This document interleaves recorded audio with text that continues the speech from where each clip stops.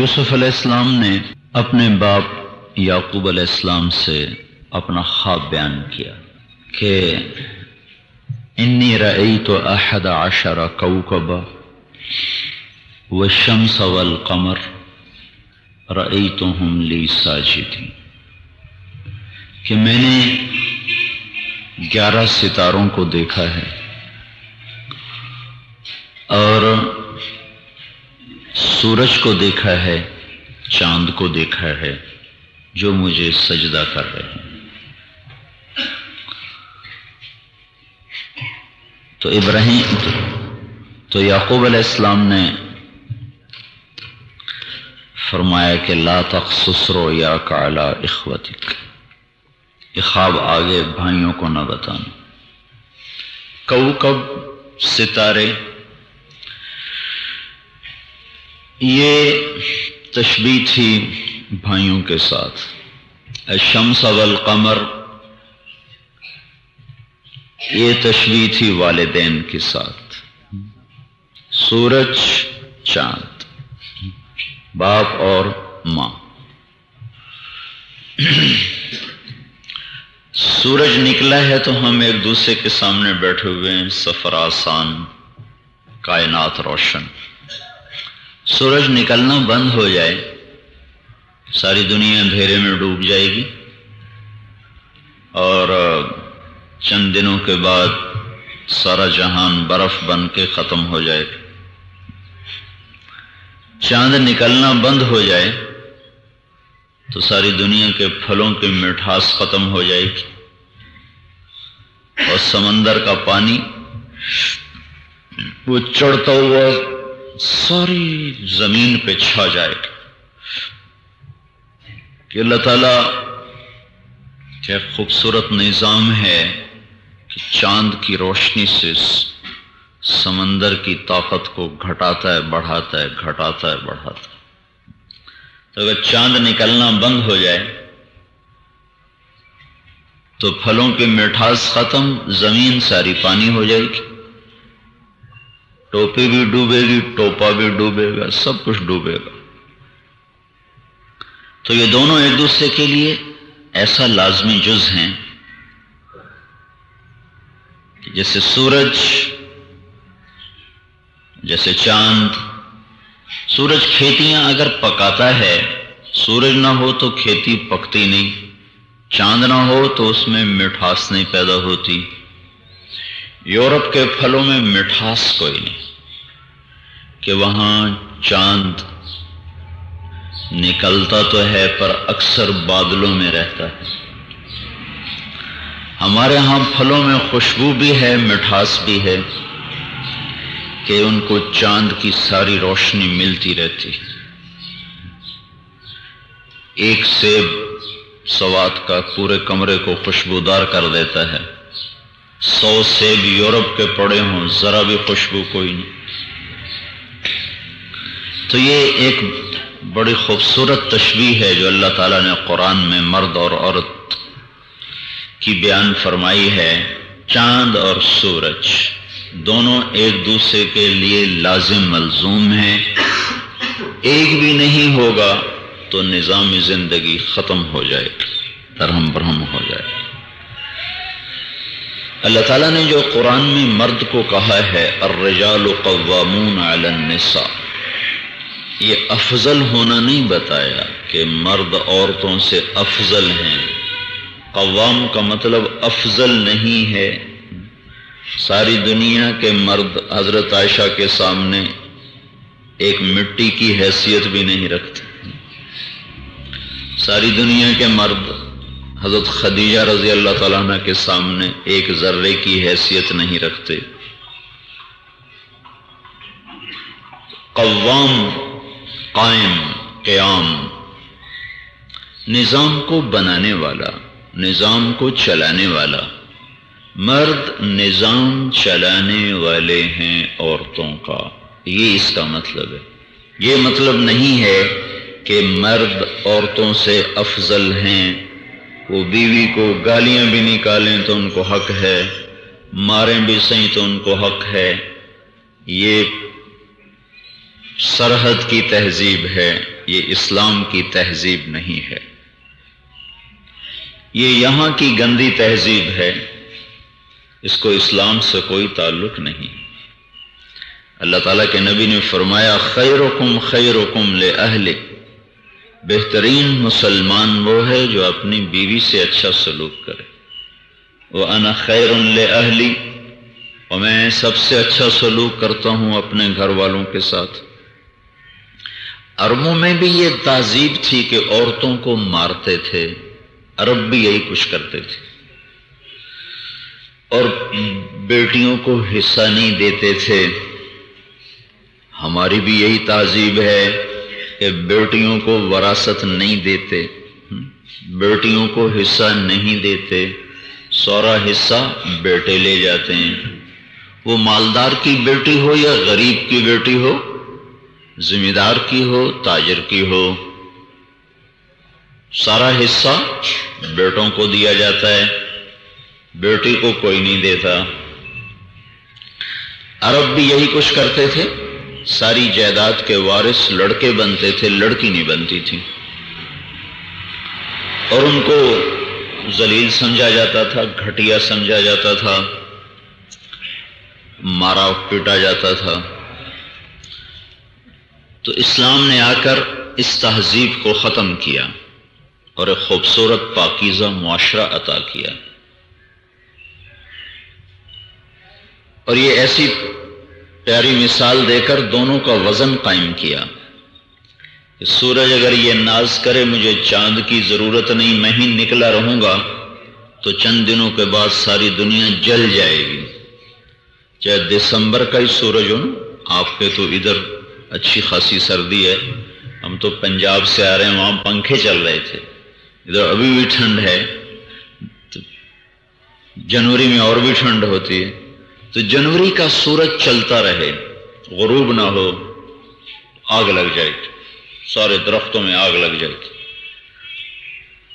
اور چاند ہی رہے اور سورج نہ نکلے تو ساری زمین برف بن جائے گی، ٹھنڈک سے ختم ہو جائے گی۔ تو ان دونوں کے ایک دوسرے کے حق کو پہچان کر چلنے سے نظام کائنات چلا ہوا ہے۔ اگر یہ آپس میں ٹکرا جائیں تو نظام ٹوٹ جائے، یہ ایک دوسرے سے جدا ہو جائیں تو نظام ٹوٹ جائے، ایک ہو دوسرا نہ ہو تو سارا نظام ختم ہو جائے۔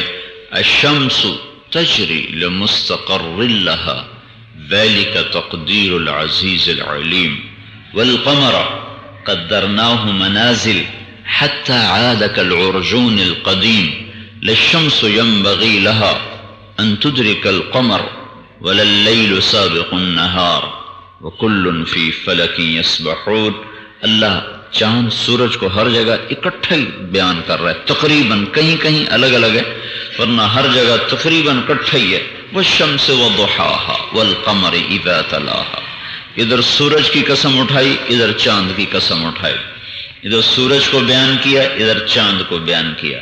الشمس والقمر والنجوم مسخرات بأمره الا له الخلق والامر تبارک اللہ رب العالمین۔ تو ان دونوں کو اکٹھا ذکر کیا، ان کا نظام اکٹھے چلتا ہے، سورج چاند سے ٹکراتا نہیں، چاند سورج سے بھاگتا نہیں، دونوں ایک دوسرے کے ساتھ ساتھ چلتے ہیں، اپنے اپنے دائرے میں چلتے ہیں۔ اگر سورج چاند کے دائرے میں داخل ہو جائے تو نظام ختم ہو جائے گا، چاند سورج کے دائرے میں داخل ہو جائے تو نظام ختم ہو جائے گا۔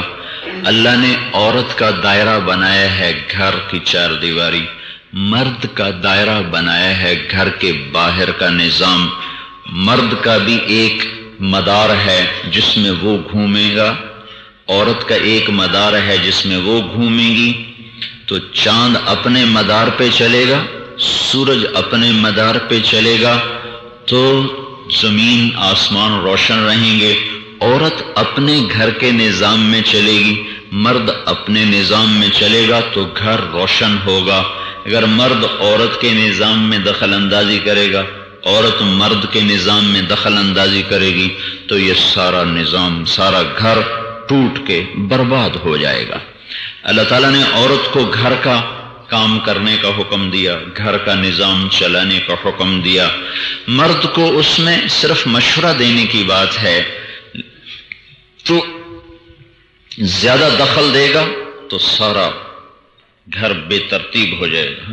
بعض مردوں کی عادت ہوتی ہے یہ پلیٹ یہاں کیوں پڑی ہے، وہ دغا دغا کر کے اس پر چڑھائی شروع کر دیں گے، اور یہ پیالہ ادھر کیوں پڑا ہوا ہے، یہ جھاڑو ادھر کیوں پڑا ہوا ہے، یہ کمرہ صاف کیوں نہیں کیا ہوا ہے، یہ چادر ٹھیک کیوں نہیں کی ہوئی۔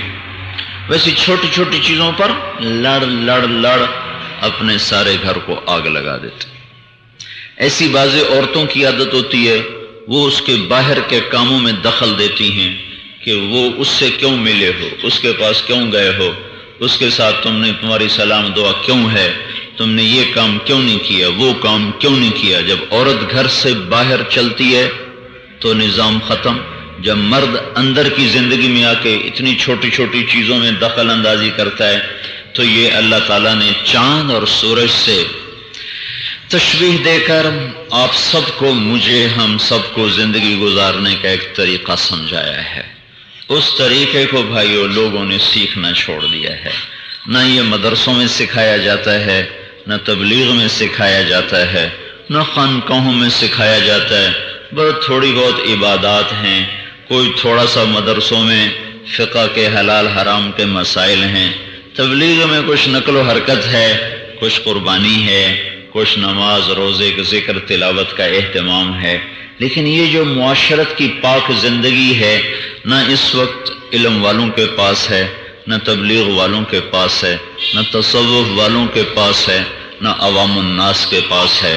پٹھانوں کے پاس پٹھانوں کے طریقے ہیں، پنجابیوں کے پاس پنجابیوں کے طریقے ہیں، سندھیوں کے پاس سندھی طریقہ ہے، بلوچوں کے پاس بلوچی طریقہ ہے، مکرانیوں کے پاس مکرانی طریقہ ہے، بروہیوں کے پاس بروہی طریقہ ہے، عربوں کے پاس عربی طریقہ ہے۔ محمد مصطفیٰ صلی اللہ علیہ وسلم کا پاک طریقہ نہ عرب کے پاس ہے، نہ دین والوں کے پاس ہے، نہ دین سے دور لوگوں کے پاس ہے۔ اس لیے زندگی پریشان ہے۔ زندگی تو جذبات اور احساسات کا نام ہے، وہ یہ ان خوبصورت گھروں کا نام زندگی نہیں ہے۔ زندگی ایک احساسات کا بہتا ہوا دریا ہے۔ جب اس میں تنکے آ جائیں، مٹی آ جائے، ریت آ جائے، سارا ذائقہ خراب ہو جاتا۔ تو انسانی زندگی گاڑیوں سے نہیں چلتی، پیسوں سے نہیں چلتی۔ انسانی زندگی اچھے اخلاق سے چلتی، اچھے کردار سے چلتی، اچھی گفتار سے چلتی، درگزر کرنے سے چلتی ہے، معاف کر دینے سے چلتی، غصے کو پی جانے سے چلتی ہے، برائی کے جواب میں اچھائی سے چلتی ہے، گالی کے جواب میں دعا سے چلتی ہے، زیادتی کے جواب میں معافی سے چلتی ہے۔ یہ اصول زندگی ہیں، یہ گھر کے ہیں، یہ کام کے ہیں۔ پوری دنیا کے انسانوں کو یہ خوبصورت اصول سمجھایا گیا ہے۔ چاند اور سورج اپنے نظام پر چلیں گے تو تب دنیا کو تاروں بھری خوبصورت رات دیکھنے کو ملے گی۔ چاند سورج بھی ٹکر کھا گئے تو ستارے بھی چمکنا چھوڑ دیں گے۔ اگر مرد اور عورت، میاں اور بیوی یہ صحیح نظام کے تحت چلیں گے تو پھر ان کی اولاد ستاروں کی طرح خوبصورت ہوگی، ستاروں کی طرح روشن ہوگی، ستاروں کی طرح رہبر ہوگی۔ اگر یہی آپس میں لڑتے بھڑتے رہے تو جیسے کالی اندھیری رات ہو، اوپر سے بادل ہوں، كظلمات في بحر لجج يغشاه موج من فوقه موج من فوقه سحاب ظلمات بعضها فوق بعض اذا اخرج يده لم يكد يراها۔ پھر اندھیرا چھا جاتا ہے، پھر نسل تو ہوتی ہے، اولاد نہیں ہوتی، پھر مرد عورت تو ہوتے ہیں، انسان نہیں ہوتے، جانوروں کی طرح خانہ پوری ہوتی ہے، عدد ہوتا ہے، عدد ہوتا ہے۔ تو اس پاکیزہ زندگی کو جسے اللہ کے محبوب صلی اللہ تعالی علیہ وسلم لے کر آئے اور اپنے قربانیوں سے اسے وجود بخشا، اس پاکیزہ زندگی کو سیکھنے کی ضرورت ہے۔ یہ نہ پڑھنے سے آتی ہے، نہ صرف پھرنے سے آتی ہے، یہ دن رات اپنے اوپر نگرانی بٹھا کر اپنے کلکم راع، یہ حدیث اصول ہے، کلکم راع وکلکم مسئول عن رعیتہ۔ معاشرے کے بننے کے لیے یہ حدیث ہمیں اصول دے رہی ہے کہ انسان کیسے بنتا ہے کہ وہ اپنی رعایا کی خبر کرے۔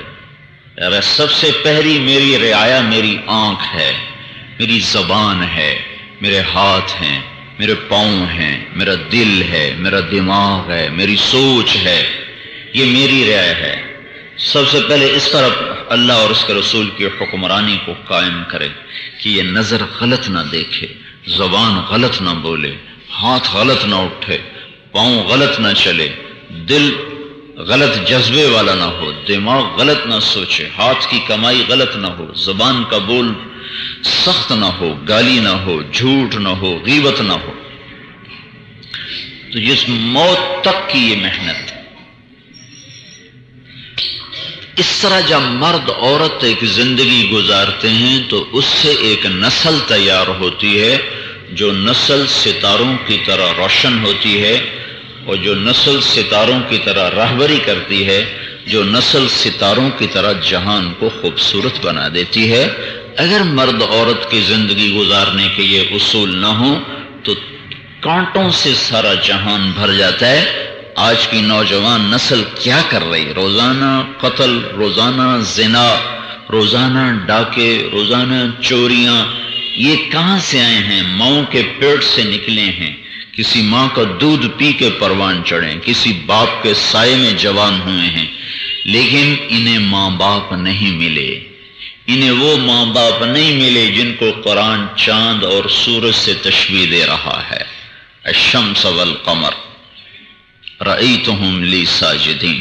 وہ ماں باپ ہوں تو پھر نسل اور طرح پیدا ہوتی۔ اچھے زمانے کی بات ہے، روم نے حملہ کیا مسلمانوں پر، تو بادشاہ نے لشکر بھیجا، اپنے بیٹے کو جھنڈا دے کے بھیجا۔ کچھ دنوں کے بعد خبر آئی کہ شکست ہو گئی ہے اور آپ کا بیٹا بھاگ گیا، تو ملکہ نے کہا، شہزادی نے کہا، یہ بادشاہ کی بیوی ہے، نہ کسی تبلیغ والے کی بیوی، نہ کسی عالم کی بیوی، بادشاہ کی بیوی، اس نے کہا یہ خبر غلط ہے۔ تو بادشاہ سلامت غصے میں آ گئے کہ تو اندر بیٹھ کے کیسے فتوے دیتی ہے، خبر تو باہر سے آئی ہے۔ وہ کہنے لگی جو بھی ہے خبر غلط ہے۔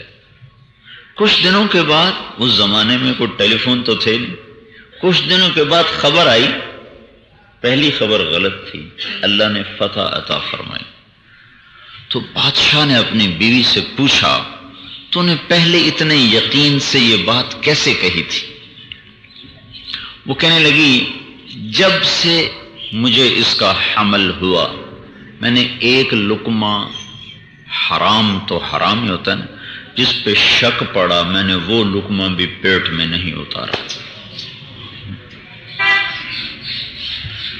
جس دن یہ پیدا ہوا اس دن سے لے کر دودھ چھڑانے تک، 2 سال بچہ دودھ پیتا ہے، جب بھی اس کو میں نے دودھ پلایا پہلے وضو کیا، پھر 2 نفل پڑھے، پھر دودھ پلایا۔ کتنا مشکل کام ہے یہ تو ماں سمجھ سکتی ہیں کہ کتنا مشکل کام۔ جب بھی دودھ پلایا، وضو کیا، 2 نفل پڑھے، پھر دودھ پلایا۔ تو جو بچہ اتنا پاک صاف دودھ پی کے جوان ہو، وہ بھاگ نہیں سکتا، شہید ہو سکتا ہے، بھاگ نہیں سکتا۔ یہ ماں باپ تھے سورج اور چاند، تو اولاد بنی ستارے، اولاد بنی تارے، تو ماں باپ کا آپس کا ربط ٹوٹا تو آگے کانٹوں سے سارا جہان بھر گیا ہے بھائی۔ تو مرد اور عورت زندگی کا لازمی جز ہیں، دونوں کی ترتیب زندگی ہے، کچھ چیزیں مردوں کے ذمے ہیں، عورتوں کے ذمے ہیں، اس کو قرآن ایک آیت میں جمع کر دیتا ہے۔ اللہ تعالیٰ کے ہاں عزت مرد ہونے کے لحاظ سے نہیں، فرعون مرد تھا، عورت نہیں تھی، دنیا کے سب سے بڑے مجرم مرد بنے ہیں، عورتیں نہیں۔ فرعون عورت نہیں تھی، ابو جہل عورت نہیں تھا، ابو لہب عورت نہیں ہے، ولید بن مغیرہ عورت نہیں ہے، نمرود عورت نہیں ہے، شداد عورت نہیں ہے، حامان، قارون، تاریخ کے بڑے مجرمین، عبداللہ بن ابی منافقوں کا سردار عورت نہیں ہے۔ دنیا میں بڑے مجرمین مرد آئے ہیں، مرد، عورتیں نہیں، عورتیں نیچے ہیں، پیچھے ہیں۔ مجرموں کی فہرست میں سب سے بڑے مجرم مرد ہیں۔ ہاں ادھر بھی اچھائی میں بھی مرد، کوئی عورت نبی نہیں ہے، سارے نبی مرد ہی ہیں۔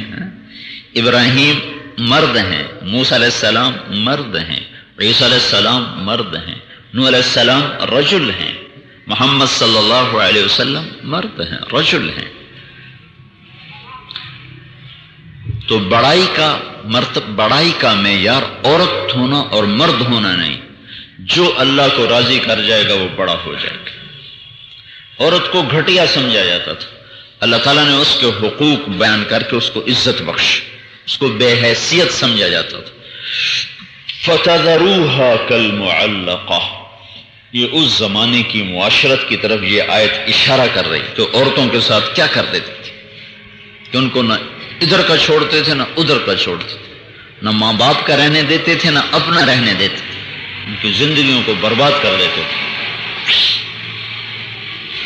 تو اللہ تعالیٰ نے ان سب کو پر گرفت فرمائی،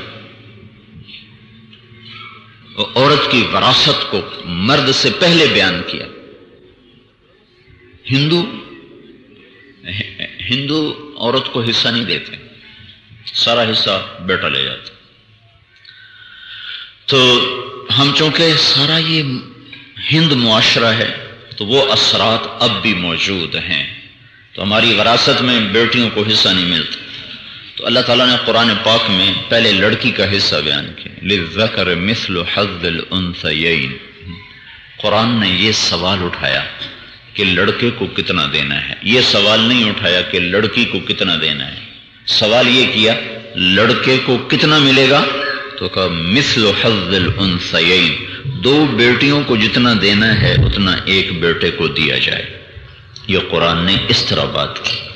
پھر مرد عورت کے حقوق کی بات آئی تو اللہ تعالیٰ نے پہلے عورت کا حق بیان کیا، پھر مرد کا حق بیان کیا، وَلَهُنَّ مِثْلُ الَّذِي عَلَيْهِنَّ بِالْمَعْرُوفِ وَلِلرِّجَالِ عَلَيْهِنَّ دَرَجَةٌ، کہ عورتوں کا تم پر حق ہے، یہ پہلے بیان کیا، مردوں کا بعد میں بیان کیا، جیسے کہ مردوں کا عورتوں پر حق ہے۔ ماں ہونے کے روپ میں اس کا درجہ ایسا بیان کیا کہ ایک شخص نے اپنی ماں کو حج کرایا کندھے پہ بٹھا کر، پیدل چلنا، مکہ سے عرفات 16 کلومیٹر بن جاتا ہے، اور اس میں پہاڑ ہی پہاڑ تھے، 16 کلومیٹر پہاڑوں پہ چلتے ہوئے جانا، پھر آنا، منا، مزدلفہ، طواف زیارت، سعی، رمی، ساری کندھے پہ بٹھا کے کی، اور پھر آ کے ہمارے نبی سے پوچھا، یا رسول اللہ میں نے ماں کو حج کرایا کندھے پہ بٹھا کے، میں نے اس کا حق ادا کر دیا؟ تو ہمارے نبی نے فرمایا ابھی تم نے ایک گھونٹ دودھ کا بھی حق ادا نہیں کیا۔ بچہ کتنی مدت دودھ پیتا ہے؟ 2 سال۔ 2 سال میں کتنے گھونٹ پیتا ہے کوئی گن سکتا ہے؟ کبھی ایک گھونٹ کا حق بھی ادا نہیں کیا۔ وہ بیٹی بن کے آ جائے تو اللہ تعالیٰ کے نبی نے فرمایا اللہ نے جس کو 2 بیٹیاں دی اور اس نے ان کو پروان چڑھا کر ان کی شادی کر دی، پھر شادی کے بعد بھی ان کا خیال کرتا رہا تو اس پہ جنت واجب ہو گئی۔ اور اگر وہ بہن کے روپ میں آ جائے تو اللہ تعالیٰ کے نبی نے فرمایا جس کو اللہ تعالیٰ نے 2 بہنیں عطا فرمائیں اس نے اپنی بہنوں کی شادی کی اور شادی کے بعد ان کا خیال کرتا رہا اور خیال کرتے کرتے وہ مر گیا تو اس پہ جنت واجب ہو گئی۔ وہ بیوی کے روپ میں آ جائے تو اللہ تعالیٰ کے نبی نے فرمایا بہترین مسلمان وہ ہے جو اپنی بیوی کے ساتھ اچھا سلوک کرے، اور آپ نے فرمایا ساری دنیا مختصر سی چیز ہے لیکن اس دنیا کی سب سے قیمتی چیز نیک بیوی ہے۔ دنیا کی سب سے قیمتی دولت نیک بیوی ہے، نیک عورت ہے۔ عورتوں کو بھی بتایا۔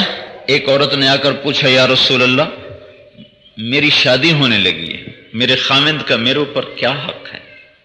تو آپ نے فرمایا اگر تیرے خامند کے سر سے لے کر پاؤں تک زخم ہوں اور زخموں میں پیپ پڑ چکا ہو، پیپ سمجھتے نا، پیپ پڑ گیا تو تم اپنی زبان سے چاٹ چاٹ کے صاف کرو تو تم نے اپنے خامند کا حق ادا نہیں کیا۔ ایک اونٹ نے آ کے آپ کو سجدہ کیا تو لوگوں نے کہا جی ہم بھی آپ کو سجدہ کریں، آپ کہا نہیں، میری شریعت میں سجدہ اللہ کے سوا کوئی نہیں، اگر ہوتا تو میں بیوی سے کہتا اپنے خامند کو سجدہ کرے۔ تو اس توازن سے زندگی جو گزرتی ہے وہ اسلامی زندگی ہوتی ہے۔ تو ہمارے معاشرے میں وہ زندگی کوئی نہیں ہے۔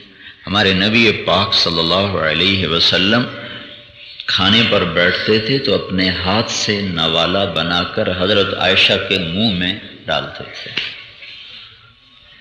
اور آپ کے سرحد میں میاں بیوی کٹھے روٹی کھائیں تو اس کو عیب سمجھا جاتا، ٹھیک ہے نا؟ تو کیسی نسوار کھانا کوئی عیب نہیں، کیوں نسوار کھانا کوئی عیب نہیں ہے۔ بنو کا مشہور نسوار ہے، بنو والے، میں بنو میں گیا تھا چار سال پہلے، تو وہ ہر بازار میں ٹھا ٹھا ٹھا کی آوازیں، میں کہا یہ کیا ہو رہا ہے، ٹھا ٹھا ٹھا، تو یہ نسوار بن رہا ہے۔ اب تو رائمنڈ میں بھی میں نے دیکھا ایک جگہ ٹھا ٹھا، تو اوپر دیکھا ہوا تھا بنو کا نسوار۔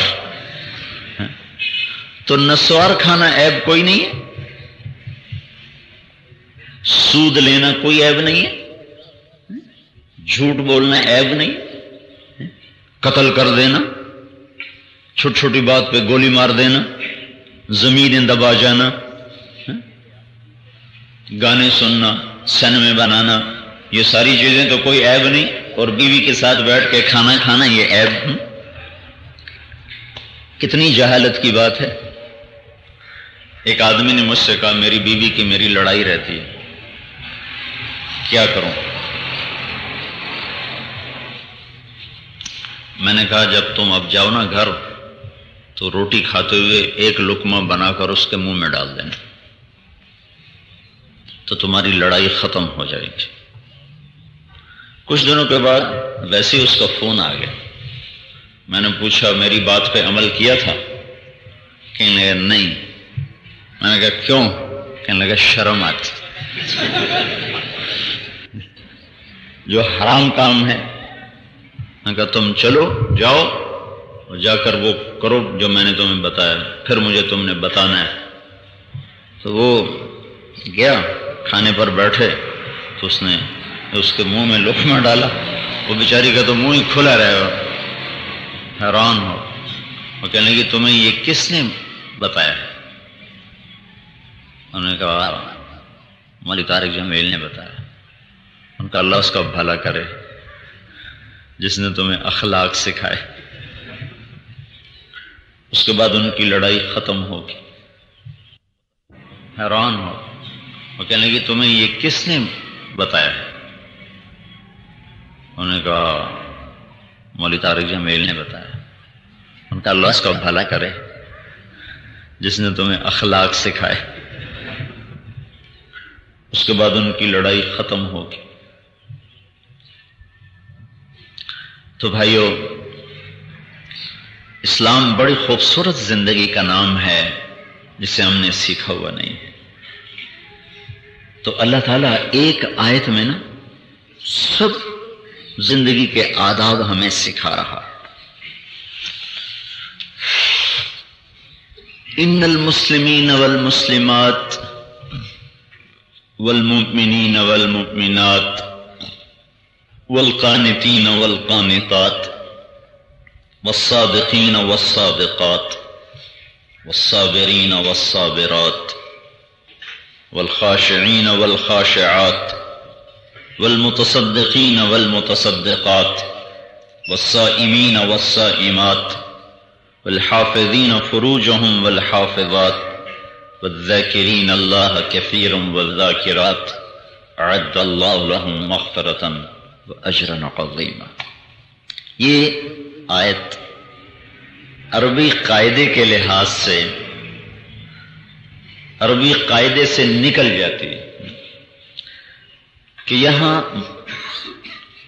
ایک ایسا تکرار ہے جس کی بظاہر ضرورت کوئی نہیں تھی۔ مسلمین مسلمات، مؤمنین مؤمنات، قانتین قانتات، یہ جو مرد کے لیے الگ، عورت کے لیے الگ، مرد کے لیے الگ، عورت کے لیے الگ الگ جو 10 لفظ بڑھائے گئے، اس کی بظاہر ضرورت کوئی نہ تھی، لیکن بڑی اشد ضرورت، بڑی نحو کی نہیں، انسانی ضرورت تھی۔ یہ نحو کی ضرورت نہیں تھی، یہ انسانی ضرورت تھی کہ مرد عورتوں کو زندگی کے اصول دینے ہیں اور دونوں کو ایک توازن کے ساتھ تولنا ہے، اور مرتے دم تک کس طرح زندگی گزارنی ہے وہ طریقہ بتانا ہے۔ تو اللہ نے اس سے 2 لڑیاں موتیوں کی پرو کر نیچے اتار دیں اس طرح برابر میں، ان المسلمین والمسلم، ایک لڑی یہ دوسری لڑی۔ تو 10 صفات ہیں جس کے ساتھ گھر پٹھانوں والا نہیں رہتا، پنجابی نہیں رہتا، پشتو نہیں رہتا، سندھی نہیں رہتا، بلوچی نہیں رہتا، عربی نہیں رہتا، محمدی گھر بن جاتا ہے۔ وہ گھر محمدی گھر بن جاتا ہے، وہ اسلامی گھر بن جاتا ہے۔ ان المسلمین والمسلمات، اسلام پہلی صفت ہے جو مرد میں بھی ہو عورت میں بھی ہو۔ اسلام کیا ہے؟ دل اللہ کو دے دو۔ مل اسلام قال ان تسلم قلبک للہ۔ اسلام کیا ہے؟ ظاہری سارے اعمال، ظاہری صورت سیرت کو اللہ کے محبوب کے طریقے پر لانا۔ والمؤمنین والمؤمنات، دوسری چیز ایمان ہے۔ ایمان اندر کی کیفیت، عقیدے اور جذبے کا نام ایمان ہے۔ اس ایمان کا ظہور کیسے ہوتا ہے؟ آپ سے پوچھا گیا مل ایمان، تو آپ نے فرمایا الصبر والسماحہ۔ ایمان کیا ہے؟ صبر کرنا اور اچھے اخلاق، صبر کرنا اور سخاوت، صبر کرنا اور معاف کرنا۔ سماحہ کے تینوں مطلب ہیں۔ القانتین والقانتات، مصلوں کو مزین کرنے والے مرد اور عورت۔ کٹن راتا مسلے تے اداما مسکرا پیاں، پنجابی کا شعر ہے ہمارا، کہ رات کو ان کا کچھ حصہ مسلوں پہ گزرتا ہے۔ تتجافا جنوبهم عن المضاجع يدعون ربهم خوفا وطمعا ومما رزقناهم ينفقون، کہ مرد ہوں یا عورت ہوں، ان کا دل اللہ کے سامنے سجدہ ریز ہوتا ہے۔ الصادقین والصادقات، بول کے سچے۔ حجاج بن یوسف کے زمانے میں عبد الرحمن بن اشعث نے بغاوت کی۔ وہ بغاوت کچلی گئی۔ اس میں ایک بڑے عالم تھے، ان کے 2 بیٹے بھی شریک تھے۔ ان کے بارے میں مشہور تھا کہ انہوں نے زندگی میں جھوٹ نہیں بولا۔ تو ان کے بیٹے وہ جس بغاوت میں شریک تھے، چھپ چھپا کے گھر واپس پہنچ گئے۔ تو CID نے حجاج کو خبر دی کہ اس کے بیٹے گھر پہنچ چکے ہیں، اور وہ شخص اتنے معزز اور محترم تھے کہ حجاج بھی ان کے گھر کی تلاشی لیتے ہوئے کتراتا تھا۔ تو لوگوں نے اس سے کہا کہ اس نے زندگی بھر جھوٹ نہیں بولا۔ ان کا آج امتحان ہو جائے گا، تو اس کو بلایا، فرمایا تیرے بیٹے کہاں ہیں؟ تو انہوں نے کہا انا للہ و انا الیہ راجعون۔ ان کو یقین ہو گیا کہ نہ میں جھوٹ بولوں گا نہ وہ بچیں گے، قتل ہوں گے، تو ان کا انا للہ و انا الیہ راجعون کہ میں دونوں کو گھر چھوڑ کے آیا۔ تو حجاج نے کہا آپ کی اس سچائی پر میں دونوں آپ کو ہدیہ کرتا ہوں، میری تلوار ان پہ نہیں چلے گی۔ الصادقین والصادقات ومن اصدق من اللہ قیلا قولوا قولا سدیدا کونوا مع الصادقین الصدق ینجی والکذب یہلک۔ سچ ایک ایسی دولت ہے جس وجود میں سچ اترا وہ روشن ہو، جس وجود میں جھوٹ اترا وہ سیاہ ہو۔ جب کوئی شخص مرد عورت جھوٹ بولتا ہے 1 میل تک فرشتے بھاگ جاتے ہیں اس کی بدبو سے۔ الصابرین والصابرات، صبر کرنے والے مرد، صبر کرنے والی عورتیں۔ حضرت علی نے کہا حضرت فاطمہ سے اب تو بھوک سے جان نکلتی ہے، اللہ کے نبی کے پاس کچھ بکریاں آئی ہیں، جا کے لے آؤ کچھ گزارا چلے۔ تو وہ گئیں، دروازے پہ دستک دی تو ہمارے نبی نے دستک سے پہچان کر کہا یہ تو فاطمہ کی دستک ہے، ان ھذا لدق فاطمہ۔ پہلے تو کبھی اس وقت میں نہیں آئی، آج کیسے آئی؟ ام ایمن سے کہا دروازہ کھولو، تو آپ اندر آ کر عرض کی یا رسول اللہ فرشتے تو ذکر کرتے ہیں ان کا پیٹ بھر جاتا ہے، آپ کی بیٹی اور بچوں کے گھر میں فاقہ ہے، ہمارا پیٹ کس سے بھرے گا؟ تو آپ کی آنکھوں میں آنسو آ گئے۔ تو آپ نے کہا میری بیٹی 1 مہینہ گزر چکا ہے، تیرے باپ کے گھر میں بھی چولہا کوئی نہیں جلا۔ اب سنو، اگر تو کہے تو میں تمہیں 5 بکریاں دے دوں، میرے پاس کھڑی ہیں، اور اگر تو کہے تو تمہیں 5 دعائیں سکھا دوں۔ الصابرین والصابرات۔ تو حضرت فاطمہ یوں کہتی یا رسول اللہ ابھی تو آپ بکریاں دے دیں کہ بھوک بڑی ہے، یا سیاست دانوں والا کام کرتی بکریاں بھی دے دیں دعائیں بھی دے دیں، دونوں ہی کام ہے۔ تو آپ نے مزاج نبوت کو پہچانا کہ میرے صبر کا امتحان لیا جا رہا ہے۔ تو انہوں نے عرض کی یا رسول اللہ آپ مجھے دعا سکھا دیں، بکریاں نہ دیں۔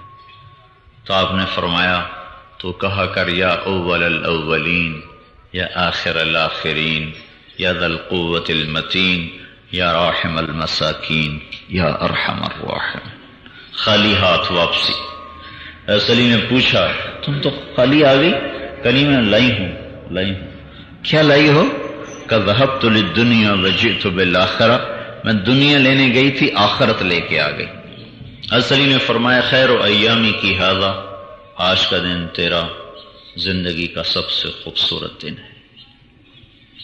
الخاشعین والخاشعات، اللہ کے سامنے کھڑے ہو کے ڈرنے والے، اس کا سامنا کرنے سے گھبرانے والے، حساب سے، آخرت سے، جہنم سے، اس کی ہیبت سے، جلال سے، کبریائی سے کانپنے والے۔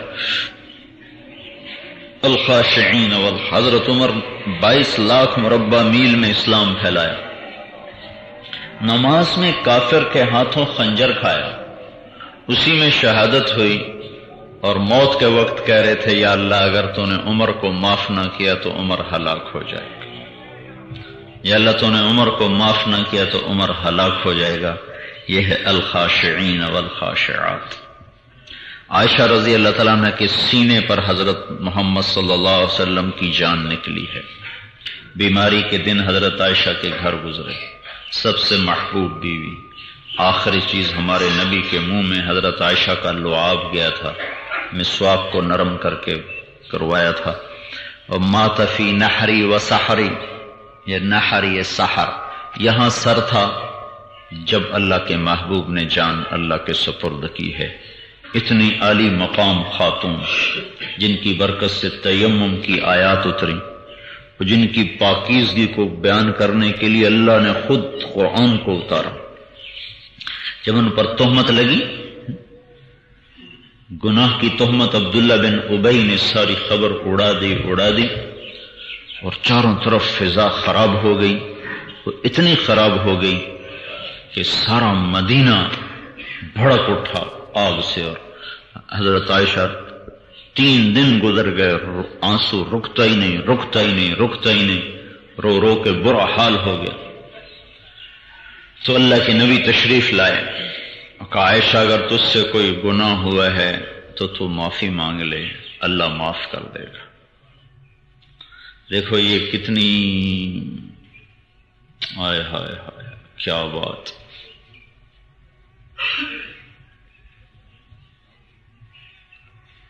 اسلامی معاشرت کتنے خوبصورت۔ اللہ کا نبی اپنی سب سے محبوب بیوی سے یوں کہہ رہا ہے، اگر تجھ سے کوئی گناہ ہو گیا ہے تو توبہ کر لے، اللہ معاف کر دے گا۔ تلوار اٹھا کے سر نہیں قلم کیا۔ عبداللہ بن ابی نے تہمت لگا دی تھی صفوان بن معطل کے ساتھ، نعوذ باللہ، زبان پہ لاتے ہوئے شرم آتی، تو اتنی فضا بن گئی کہ ہمارے نبی بھی کہنے لگے عائشہ اگر کوئی گناہ ہے تو معافی مانگ لے، اللہ معاف کر دے۔ تو میں ایک دفعہ اس سرحد کے ایک علاقے میں آیا تھا، تو وہاں کے ایک بڑے عالم مجھ سے کہنے لگے یہاں عورتیں بہت قتل ہوتی ہیں۔ میں نے پوچھا کیوں قتل ہوتی ہیں؟ کہا یہاں کے اکثر لوگ باہر کام کرنے کے لیے گئے ہوئے، کوئی ان کے کان میں جا کے کہہ دیتا ہے تیری بیوی خراب ہو گئی ہے، تو واپس آ کے نہ تحقیق کرتے ہیں نہ پوچھتے ہیں، بس سیدھا اس کو قتل کر دیتے۔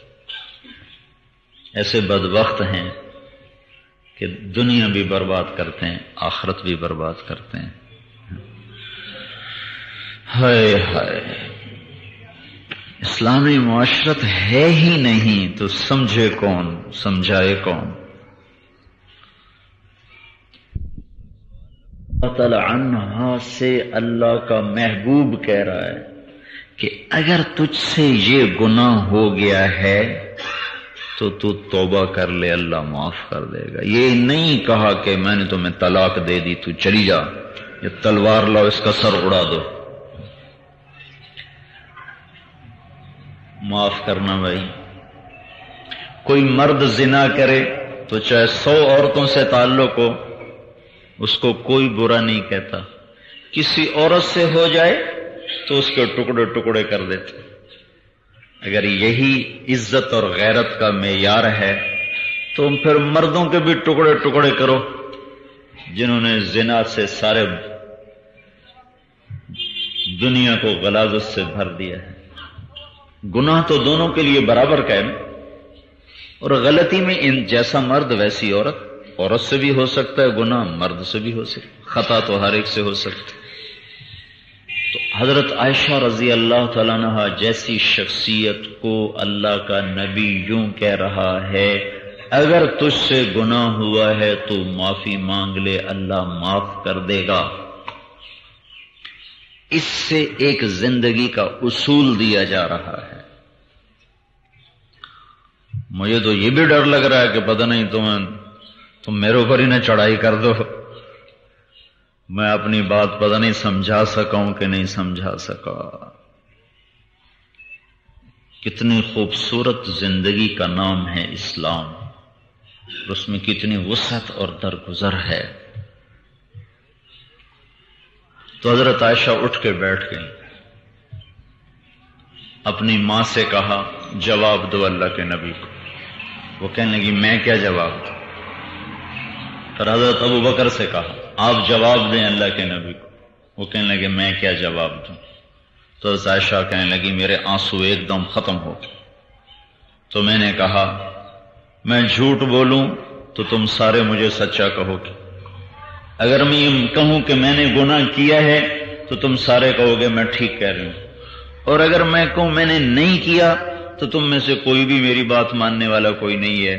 تو میں اپنا سارا غم اپنے اللہ کو سناتی ہوں، اور میں وہی کہتی ہوں جو یوسف کے باپ آتی ہیں، مجھے غم کی وجہ سے یعقوب علیہ السلام کا نام بھول گیا، تو میں نے کہا اقول کما قال ابو یوسف انما اشکو بثی انما اشکو بثی وحزنی الی اللہ، اے میرا رب میرے سارے غم تو تیری سامنے، کہ میں تمہیں کچھ نہیں کہتی، میں بس اللہ سے کہتی ہوں۔ وہ فرماتے ہیں میں نے یہ کہا تھا کہ اللہ کے نبی پہ وحی آ گئی، تو وحی کو دیکھ کر ابو بکر اور ام رومان ماں جو تھی کہ دونوں ایسے کانپنے لگے اور دونوں کا رنگ پیلا ہو گیا، فق اتنی فضا بن گئی تھی کہ ماں باپ کو بھی شک پڑا ہوا تھا۔ تو کہنے لگے ان کو یہ ڈر لگا کہ اب پتہ نہیں وحی کیا آئے گی اور ابو بکر کے گھر کی عزت برباد ہو جائے گی۔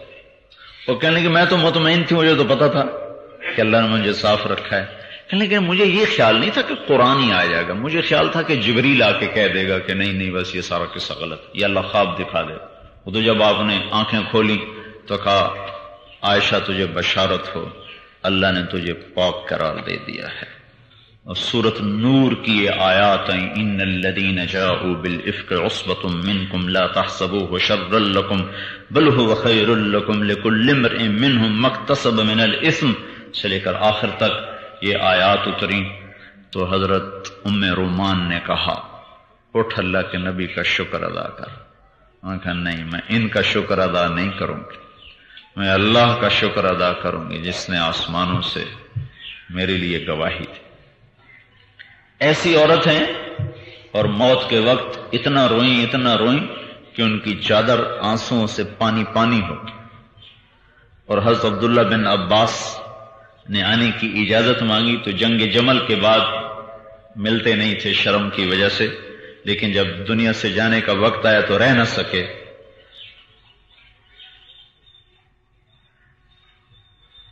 پہنچ گئے، اندر آنے کی اجازت چاہی، حضرت عائشہ نے اجازت دے دی تو دیکھا وہ رو رہی تھیں بے تحاشا۔ تو عبداللہ بن عباس نے کہا اماں جان کیوں روتی ہو؟ اللہ کی قسم آپ کے اور حضور کی ملاقات میں بس اتنی دیر ہے جتنا روح کو جسم سے نکلنے میں دیر ہے۔ آپ اللہ کے محبوب کی سب سے محبوب بیوی ہو، آپ کی برکت سے تیمم ملا، آپ کی پاکی کو آسمان سے اللہ نے بیان کیا۔ کہنے لگے عبداللہ چپ ہو جا، مجھے دھوکہ نہ دے، کاش میں پیدا ہی نہ ہوئی ہوتی۔ الخاشعین والخاشعات المتصدقین والمتصدقات، خرچ کرنے والے مرد، خرچ کرنے والی عورتیں، سخی بنو بخیل نہ بنو، سخی بنو بخیل نہ بنو۔ اللہ کو سخاوت پسند ہے چاہے فاسق و فاجر کیوں نہ ہو، اور اللہ کو بخل سے نفرت ہے چاہے وہ بڑا عابد اور زاہد کیوں نہ ہو۔ بخیل اللہ کا دوست نہیں بن سکتا، ساری زندگی مجاہدے کرتا رہے۔ سخاوت جنت کا درخت ہے، بخل جہنم کا درخت۔ المتصدقین والمتصدقات، اللہ کے نام پہ خرچ کرنے والے مرد، اللہ کے نام پہ خرچ کرنے والی عورتیں، جوڑ جوڑ کے رکھنا اللہ کو ناپسند ہے، کھل کھل کے لگانا اللہ تعالیٰ کو بڑا پسند ہے۔ وہ ناپسند ہے جوڑنا، پسند ہے خرچ کرنا۔ اولاد اپنا رزق ساتھ لے کے آتی ہے، کوئی ماں باپ کسی کا رزق بنا نہیں سکتا۔ الصائمین والصائمات، روزہ رکھنے والے مرد، روزہ رکھنے والی عورتیں۔ آپ نے فرمایا جو مہینے کے 3 دن روزے رکھ لے وہ سارے سال کا روزے دار بن جاتا ہے۔ ہمارے نبی کبھی 13, 14, 15 کا روزہ رکھتے تھے، کبھی پیر اور جمعرات کا روزہ رکھتے تھے، کبھی کوئی بھی نہیں رکھتے تھے کہ کہیں یہ سنت موقدہ نہ بن جائے، لیکن آپ ہر مہینے کچھ نہ کچھ روزہ ضرور رکھ لیا کرتے تھے۔ کوئی مہینہ خالی چلا جاتا تھا تو آپ نے کہا جو رمضان کے روزے رکھے پھر ہر مہینے 3 روزے رکھے تو وہ ساری زندگی کا روزے دار شمار کر لیا جائے گا۔ والحافظین فروجہم والحافظات، پاک دامن مرد، پاک دامن عورتیں۔ اللہ کے نبی نے فرمایا لو ان المرأة صلت خمسها صامت شهرها حصنت فرجها اطاعت بعلها دخلت من ای باب الجنت شاءت. عورت نماز کی پابندی کرے، روزے کی پابندی کرے، پاک دامن ہو، خامد کی اطاعت کرے تو اس کے لیے جنت کے 8 دروازے کھل جائیں گے، جہاں سے جانا چاہے جا سکتے. الذاکرین اللہ کثیرا والذاکرات، اللہ کا ذکر کثرت سے کرنے والے.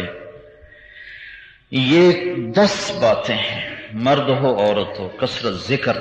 ذکر کسے کہتے ہیں؟ ذکر عربی زبان میں یاد کرنے کو کہتے ہیں، یاد کرنا. یاد کا اظہار ہوتا ہے زبان سے، لیکن ذکر اذکر اللہ ذکرا کثیرا، ہر وقت دل اللہ کو یاد کرتا رہے، اس کو ذکر کہتے ہیں. یہاں سے ٹوپی سے ایک نوجوان 4 مہینے کے لیے چلا جاتا ہے، اس کی سند تشکیل ہوتی تو اس کو گھر یاد آ جاتا ہے، تو وہ کیا کرتا ہے؟ ایک کیفیت دل میں ہوتی ہے. یہ تو نہیں کسی نے دیکھا کہ وہ بیٹھا ہو کر ٹوپی ٹوپی ٹوپی ٹوپی ٹوپی ٹوپی ہے، کبھی دیکھا؟ وہ کیا ہو گیا کہ ٹوپی یاد آ رہا ہے، ٹوپی ٹوپی ٹوپی ٹوپی ٹوپی ٹوپی. دل کا یاد کرنا اس کا نام ہے ذکر. پھر زبان سے کہتے کہتے چونکہ یہ کیفیت پیدا ہوتی ہے، اس لیے وہ بھی مطلوب ہے. اصل یہ ہے، اب 1000 دفعہ یہ پڑھو، 10,000 دفعہ یہ پڑھو، 20,000 دفعہ یہ پڑھو، یہ مراد نہیں ہے. کثرت سے مراد یہ مراد نہیں ہے. کثرت ہر وقت دل اللہ کی یاد میں مگن ہو، اللہ بھولنے ہی نہ پائے. اس کے ساتھ 100 دفعہ پڑھو، 200 دفعہ پڑھو، 300 دفعہ پڑھو، عدد مطلوب نہیں ہے. کثرت سے ہو، قلت سے ہو، سب ہے. وہ اصل اللہ کو یاد کرنا. اللہ یاد آ رہا ہے، یہ ہے اللہ کی یاد آ رہی ہے، اس یاد کا نام ہے ذکر. اس یاد کے ساتھ سبحان اللہ جب کہا جاتا ہے تو وہ ذکر حقیقی بنتا ہے، اور یہ وہ ذکر ہے جو دلوں کے اطمینان کا ذریعہ بنتا ہے. الا بذکر اللہ تطمئن القلوب. تو بھائیو بہنوں، یہ ایک مختصر سا زندگی کا خاکہ ہے جو اللہ تعالی پیش کر رہا ہے اپنے محبوب کی پاک زبان کے ذریعے سے، ہم تک پہنچا رہا ہے. ہم اس کو سیکھنے کی کوشش کر رہے ہیں، اس کو سیکھنے کی محنت کر رہے ہیں، اور اس کو دنیا میں پھیلانے کی کوشش کر رہے ہیں کہ اللہ تعالیٰ نے اس امت کو سب سے آخر میں بھیجا اور آخری نبی کی امت بنا کر ان کی ذمہ داری کو ان کی طرف منتقل کیا کہ یہ امت اپنے محبوب کا پیغام لے کر ساری دنیا میں پہنچیں گے اور ان کو یہ پاک زندگی بتائیں گے اور اس پر ان کو لے کر آئیں گے. جو اس نسبت کے ساتھ اپنی جان مال کو خرچ کرے گا وہ قیامت کے دن نبیوں کے ساتھ اٹھایا جائے گا اور ان کی عورتوں کو نبیوں کے ساتھ اٹھایا جائے گا. یہ زندگی سیکھنے کی چیز ہے. اس کے لیے مرد بھی نکلیں، عورتیں بھی اپنے محرموں کے ساتھ نکلیں اور اپنے گھروں میں آ کر ان اخلاق کے ساتھ زندگی گزارنے کو سیکھیں. سیرت کی زندگی کو پڑھا جائے، حیات الصحابہ پڑھیں، جلد ثانی میں ہے ہی معاشرت. سیرت پڑھی جائے تاکہ ہمیں اللہ کے نبی کی پاک زندگی کا پتہ چلے، پھر دعوت کی فضا قائم کی جائے. تو اس طرح اللہ تعالیٰ اپنے فضل و کرم سے ساری امت میں جب فضا بنا دے گا تو پھر غیر قوموں کے اسلام میں آنے کا دروازہ کھل جائے. تو اب بتاؤ بھائی کون اس کی نیت کرتا ہے؟ اللهم لك الحمد كما أنت أهله فصل على سيدنا ومولانا محمد كما أنت أهله وافعل بنا ما أنت أهله إنك أهل التقوى وأهل المغفرة يا أول الأولين يا آخر الآخرين يا ذا القوة المتين يا راحم المساكين يا أرحم الراحمين يا أرحم الراحمين يا غياث المستغيثين يا غياث المستغيثين يا غياث المستغيثين. ربنا آتنا في الدنيا حسنة وفي الآخرة حسنة وقنا عذاب النار. اللهم وفقنا لما تحب وترضى. اللهم ول علينا خيارنا ولا تول علينا بذنوبنا شرارنا. اللهم لا تسلط علينا من لا يخافك فينا ولا يرحمنا. اللهم إنا نعوذ بك من الشقاق والنفاق وسوء الأخلاق. اللهم إنا نعوذ بك من جهد البلاء ودرك الشقاء وسوء القضاء وشماتة الأعداء. اللهم إنا نعوذ بك من زوال نعمتك وفجاءة نقمتك وتحول عافيتك وجميع سخطك. لك العقبى لا إله إلا أنت وحدك لا شريك لك.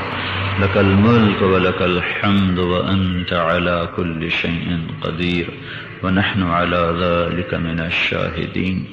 اللهم إنا نسألك من خير ما تعلم ونعوذ بك من شر ما تعلم ونستغفرك لما تعلم إنك علام الغيوب. اللهم إنا نسألك خير ما سألك منه عبدك ونبيك محمد صلى الله عليه وسلم ونعوذ بك من شر ما استعاذك منه عبدك ونبيك محمد صلى الله عليه وسلم. اللهم أنت المستعان وعليك البلاغ. لا حول ولا قوة إلا بالله. وصلى الله تعالى على النبي الكريم. آمين برحمته.